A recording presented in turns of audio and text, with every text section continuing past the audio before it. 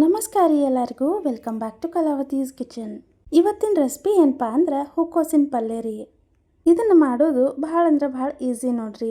ಹಂಗಂದ್ರೆ ಇದನ್ನು ಮಾಡೋದು ಹೆಂಗೆ ನೋಡ್ಕೊಂಡು ಬರೋಣ ಬರ್ರಿ. ಮೊದಲಿಗೆ ನಾವಿಲ್ಲಿ ಸ್ಟವ್ ಆನ್ ಮಾಡ್ಕೊಂಡು ಒಂದು ಫ್ರೈಯಿಂಗ್ ಪ್ಯಾನ್ ಇಟ್ಕೊಂಡಿವ್ರಿ. ಅದಕ್ಕೆ ಒಗ್ಗರ್ನಿಗೆ ಸ್ವಲ್ಪ ಎಣ್ಣೆ ಹಾಕೊಂಡಿವಿ. ಎಣ್ಣೆ ಸ್ವಲ್ಪ ಬಿಸಿ ಆಗ್ತಿದ್ದಂಗೆ ಜೀರಿಗೆ ಸಾಸಿವೆ ಹಾಕೊಂಡಿವ್ರಿ. ಇದಾದ ನಂತರ ನಾವಿಲ್ಲಿ ಕರಿಬೇವು ಹಾಕೊಂಡಿವ್ರಿ. ಈಗ ನೋಡ್ರಿ ನಾವು ಒಂದು ಉಳ್ಳಾಗಡ್ಡಿನ ಹಿಂಗೆ ಸಣ್ಣಕ್ಕೆ ಕಟ್ ಮಾಡಿ ಇಟ್ಕೊಂಡಿದ್ವಿ, ಅದನ್ನು ಹಾಕೊಂಡಿವ್ರಿ. ಈ ಉಳ್ಳಾಗಡ್ಡಿ ಸ್ವಲ್ಪ ಒಂದು 2 ನಿಮಿಷ ಫ್ರೈ ಆಗ್ಬೇಕು ನೋಡ್ರಿ. ಈ ಉಳ್ಳಾಗಡ್ಡಿ ಕಲರ್ ಸ್ವಲ್ಪ ಚೇಂಜ್ ಆದ್ರೆ ಸಾಕು ನೋಡ್ರಿ. ಈಗ ನಾವಿಲ್ಲಿ ಕಟ್ ಮಾಡಿ ಇಟ್ಕೊಂಡಿರುವಂಥ ಒಂದು ಟೊಮ್ಯಾಟೊ ಹಾಕೊಳತ್ತೀವಿ ನೋಡ್ರಿ. ಹಿಂಗೆ ಒಗ್ಗರ್ನಿಗೆ ಟೊಮ್ಯಾಟೊ ಹಾಕೊಂಡಾಗ ಒಂದು ಸ್ವಲ್ಪ ಉಪ್ಪು ಹಾಕೊಂಡ್ರೆ ಸಾಕ್ರಿ. ಈ ಟೊಮ್ಯಾಟೊ ಬೇಗ ಮೆತ್ತಗಾಗತ್ತೆ ನೋಡ್ರಿ. ಈ ಟೊಮ್ಯಾಟೊ ಹಾಕೊಂಡ್ಮೇಲೆ ಒಂದು 2 ನಿಮಿಷ ಅದನ್ನು ಫ್ರೈ ಮಾಡ್ಕೋಬೇಕಾಗತ್ತೆ ರೀ. ಈಗ ನೋಡ್ರಿ ಒಂದು 2 ಚಿಟಿಕೆಯಷ್ಟು ಅರಿಶಿನ, ಒಂದು 2ರಿಂದ 3 ಟೇಬಲ್ ಸ್ಪೂನ್ ಆಗೋಷ್ಟು ಅಚ್ಚ ಖಾರದ ಪುಡಿ, ಅರ್ಧ ಟೀ ಸ್ಪೂನ್ ಅಷ್ಟು ಧನಿಯಾ ಪೌಡ್ರು ಮತ್ತು ರುಚಿಗೆ ತಕ್ಕಷ್ಟು ಉಪ್ಪು ಹಾಕೊಂಡಿವ್ರಿ. ಈಗ ಹಾಕಿರುವಂಥ ಉಪ್ಪು, ಖಾರ, ಮಸಾಲೆ ಎಲ್ಲನೂ ಸ್ವಲ್ಪ ಫ್ರೈ ಆಗ್ಬೇಕು ನೋಡ್ರಿ. ಇದನ್ನೇನು ನೀವು ಭಾಳ ಹೊತ್ತು ಫ್ರೈ ಮಾಡೋವಂಥ ಅವಶ್ಯಕತೆ ಇಲ್ಲರಿ. ಜಸ್ಟ್ ಒಂದು 2 ಸೆಕೆಂಡ್ ಫ್ರೈ ಮಾಡ್ಕೊಂಡ್ರೆ ಸಾಕಾಗತ್ತೆ ರೀ. ನಾವಿಲ್ಲಿ ಹೂಕೋಸನ್ನ ಬಿಡಿಸಿ ಕಟ್ ಮಾಡಿಕೊಂಡು ತೊಳೆದು ಇಟ್ಕೊಂಡಿದ್ದೀವಿ. ಅದನ್ನು ಸೇರಿಸ್ಕೊಂಡಿವ್ರಿ ಒಗ್ಗರ್ನಿಗೆ. ಈಗ ನಾವು ಹಾಕಿರುವಂತಹ ಹೂಕೋಸಿಗೆ ಒಗ್ಗರ್ನಿ ಸರಿಯಾಗಿ ಹೊಂದ್ಕೋಬೇಕು ನೋಡ್ರಿ. ಹಂಗೆ ಸ್ವಲ್ಪ ಮಿಕ್ಸ್ ಮಾಡ್ಕೋಬೇಕ್ರಿ. ಮತ್ತು ಇಲ್ಲಿ ನಾವು ನೋಡ್ರಿ 1 ಕಪ್ನಷ್ಟು ತೊಗರಿ ಬೇಳೆನ ನೆನೆಸಿಟ್ಕೊಂಡಿದ್ದೀವಿ ರೀ, ಒಂದು ಅರ್ಧ ತಾಸು. ಅದನ್ನು ಇಲ್ಲಿ ಹಾಕೊಂಡಿವ್ರಿ. ಹಿಂಗೆ ಬ್ಯಾಳೆ ಹಾಕಿ ಈ ಒಂದು ಹೂಕೋಸು ಪಲ್ಯ ಮಾಡೋದ್ರಿಂದ ರುಚಿ ಭಾಳ ಅಂದ್ರೆ ಭಾಳ ಮಸ್ತ್ ಆಗುತ್ತೆ ನೋಡ್ರಿ. ಹಿಂಗೆ ಬ್ಯಾಳೆ ಹಾಕೊಂಡ ನಂತರ ಒಂದು 2 ನಿಮಿಷ ಇದನ್ನು ಮಿಕ್ಸ್ ಮಾಡ್ಕೋಬೇಕಾಗತ್ತೆ ನೋಡ್ರಿ ಚಲೋ ತಂಗಿ.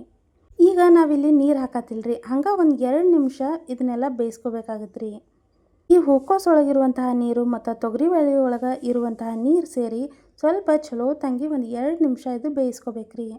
ಹಿಂಗೆ ಬೇಯಿಸ್ಕೊಳ್ಳೋದ್ರಿಂದ ಏನಾಗುತ್ತೆ ರೀ, ಹಾಕಿರುವಂತಹ ಮಸಾಲೆ ಎಲ್ಲ ಚಲೋ ತಂಗಿ ಹಿಡ್ಕೊಳ್ಳುತ್ತೆ ರೀ ಕಾಯಿಪಲ್ಲೆ. ಈಗ ಇದನ್ನು ಒಂದು ಸಲ ಚಲೋ ತಂಗಿ ಮಿಕ್ಸ್ ಮಾಡಿಕೊಂಡು ಇದಕ್ಕೆ ನೀರು ಹಾಕೋಬೇಕು ನೋಡ್ರಿ. ನಾವಿಲ್ಲಿ 1 ಗ್ಲಾಸ್ನಷ್ಟು ನೀರು ಹಾಕೊಳತ್ತೀವಿ ನೋಡ್ರಿ. ಈ ಒಂದು ಹೂಕೋಸು ಪಲ್ಯ ನಿಮ್ಗೆ ಉದುರಾಗಿ ಬೇಕು ಅನ್ನೋದಾದ್ರೆ ಸ್ವಲ್ಪ ನೀರು ಕಡಿಮೆ ಹಾಕೊಳ್ರಿ. ಇಲ್ಲ ಗ್ರೇವಿ ಥರ ಬೇಕು, ಸ್ವಲ್ಪ ರಸ ಬೇಕು ಅನ್ನೋದಾದ್ರೆ ಸ್ವಲ್ಪ ನೀರು ಜಾಸ್ತಿ ಹಾಕೊಳ್ರಿ. ಹಿಂಗೆ ನೀರು ಹಾಕಿದ ನಂತರ ಇದನ್ನು ಇನ್ನೊಂದು ಸಲ ಚಲೋ ತಂಗಿ ಮಿಕ್ಸ್ ಮಾಡ್ಕೋಬೇಕ್ರಿ. ಮಿಕ್ಸ್ ಮಾಡಿಕೊಂಡು ಒಂದು ಲೀಡ್ ಕ್ಲೋಸ್ ಮಾಡಿ ಇದನ್ನು ಬೇಯಿಸ್ಕೋಬೇಕು ನೋಡ್ರಿ. ಈ ಒಂದು ಹೂಕೋಸು ಪಲ್ಯ ರೆಡಿ ಆಗೋಕ್ಕೆ ನಿಮಗೇನು ಜಾಸ್ತಿ ಟೈಮ್ ತೊಗೊಳಂಗಿಲ್ಲ ರೀ.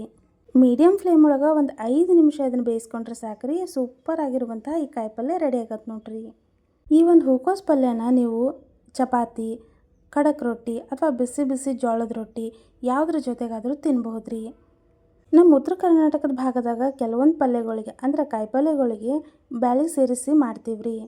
ಅದ್ರಾಗ ಇದು ಒಂದು ನೋಡ್ರಿ. ಹಿಂಗೆ ಬ್ಯಾಳೆ ಸೇರಿಸಿ ಈ ಒಂದು ಕಾಯಿಪಲ್ಯಗಳನ್ನ ಮಾಡೋದ್ರಿಂದ ರುಚಿ ಇನ್ನೂ ಚಲೋ ಅನ್ಸುತ್ತೆ ನೋಡ್ರಿ. ನೀವು ಈ ಹೂಕೋಸು ಪಲ್ಯನ ಮಾಡ್ಕೋತೀನಿ ಅನ್ನೋದಾದ್ರೆ ಈ ಹೂಕೋಸನ್ನ ನೀವು ಬಿಡಿಸ್ಕೊಂಡಾಗ ಸ್ವಲ್ಪ ಬಿಸಿನೀರಿಗೆ ಹಾಕಿ ಒಂದು 5 ನಿಮಿಷ ಬಿಟ್ಟು ಯೂಸ್ ಮಾಡ್ಕೋರಿ.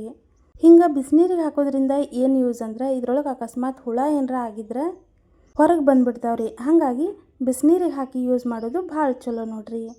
ನೀವು ಬೇಕಾದ್ರೆ ಈ ಬಿಸಿ ನೀರಿಗೆ ಸ್ವಲ್ಪ ಒಂದು 2 ಚಿಟಿಕೆಯಷ್ಟು ಅರಿಶಿನ ಪುಡಿ ಹಾಕಿ ಈ ಹೂಕೋಸೆಲ್ಲ ಹಾಕಿ ಒಂದು 5ರಿಂದ 10 ನಿಮಿಷ ಬಿಟ್ಟು ನಂತರ ಯೂಸ್ ಮಾಡಿದ್ರೆ ಈ ಒಂದು ಹೂಕೋಸು ಪಲ್ಯ ಆರಾಮಾಗಿ ಮಾಡ್ಕೋಬೋದು ನೋಡ್ರಿ. ಈಗ ನೀವೇ ಇಲ್ಲಿ ನೋಡ್ಬೋದು ರೀ, 4ರಿಂದ 5 ನಿಮಿಷ ಲೋ ಫ್ಲೇಮ್ ಒಳಗೆ ಬೇಯಿಸ್ಕೊಂಡಿವ್ರಿ ಈ ಒಂದು ಹೂಕೋಸನ್ನ. ನೀವಿಲ್ಲಿ ನೋಡ್ಬೋದು ರೀ ಎಷ್ಟು ಮಸ್ತ್ ಈ ಒಂದು ಪಲ್ಯ ರೆಡಿ ಆಗೈತಿ ಅಂತ. ಉತ್ತರ ಕರ್ನಾಟಕದ ಭಾಗದಾಗ ಈ ಪಲ್ಯನ ಹಿಂಗೆ ಮಾಡ್ತಾರೆ ನೋಡ್ರಿ.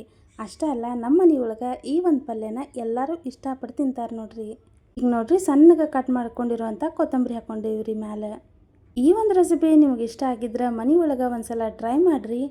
ಮತ್ತು ರುಚಿ ಹೆಂಗೆ ಬಂತು ಅನ್ನೋದನ್ನು ನಮ್ಗೆ ಕಮೆಂಟ್ ಮಾಡಿ ತಿಳಿಸ್ರಿ. ಇನ್ನಷ್ಟು ಇಂಥ ಉತ್ತರ ಕರ್ನಾಟಕದ ಅಡುಗೆಗಳನ್ನ ನೋಡಬೇಕು ಅಂದ್ರೆ ನಮ್ಮ ಯೂಟ್ಯೂಬ್ ಚಾನಲ್ನ ಸಬ್ಸ್ಕ್ರೈಬ್ ಮಾಡ್ಕೊಳ್ರಿ. ನಿಮಗೆ ನಾವು ಯಾವ ತರಹದ ಅಡುಗೆಗಳನ್ನ ಮಾಡಿ ತೋರಿಸ್ಬೇಕು ಅನ್ನೋದನ್ನು ನಮ್ಗೆ ಕಮೆಂಟ್ ಬಾಕ್ಸ್ ಒಳಗೆ ಕಮೆಂಟ್ ಮಾಡಿ ತಿಳಿಸ್ರಿ. ಈ ಒಂದು ರೆಸಿಪಿ ನಿಮ್ಗೆ ಇಷ್ಟ ಆಗಿದ್ರೆ ವಿಡಿಯೋಕ್ಕೆ ಲೈಕ್, ಶೇರ್, ಕಮೆಂಟ್ ಮಾಡಿರಿ. ಈ ಒಂದು ರೆಸಿಪಿ ನೋಡಿದ್ದಕ್ಕೆ ಧನ್ಯವಾದಗಳು ರೀ.